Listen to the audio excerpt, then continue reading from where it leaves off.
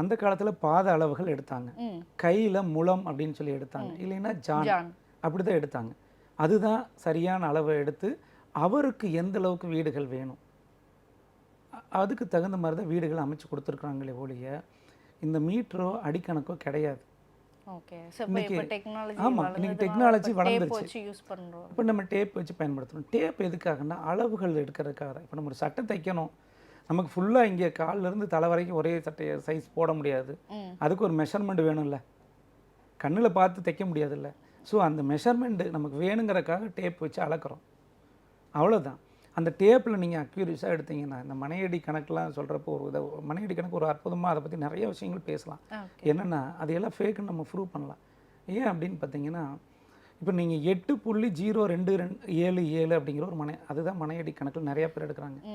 ஒரு சிலர் விஸ்வகர்மாவில் என்ன பண்ணுறாங்கன்னா 9 தான், 3 அங்குலம் தான் அதை எடுக்கணும், அது 9ஆல் தான் நம்ம வகுக்கணுங்கிறாங்க. இதுலேயே முரண்பாடு இருக்குது. ஓகே. இதுலேயே யாருமே ஒத்த கருத்தில் இல்லை. இது ரெண்டுமே வெற்றி அடைஞ்சான்னா எங்கேயுமே 100% நிரூபிக்க முடியல. இப்போது ஒரு கேமரா வாங்குறீங்கன்னா இந்த கேமரா வந்து இத்தனை ஷாட் எடுக்கலாம் அப்படின்னு சொல்லி இருக்குது. அது 1 லட்சமா 50,000 தீர்மானிச்சிருக்கிறான். அந்த 1 லட்சம் எடுத்தோன்னே இந்த கேமராவுடைய குவாலிட்டி குறைஞ்சிரும், இல்லை அது வேஸ்ட்டாக போயிடும். ஓகே. ஆனால் அந்த 1 லட்சம் வரைக்கும் கேரண்டியாக அது வேலை செய்யும்.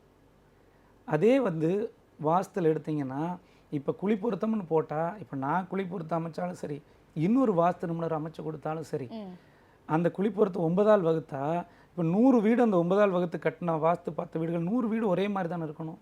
ஓகே. ஒரே மாதிரி இல்லையே. அப்புறம் எப்படி இந்த மனையடி குழி பொருத்தம் எப்படின்னு வருங்கிறீங்க?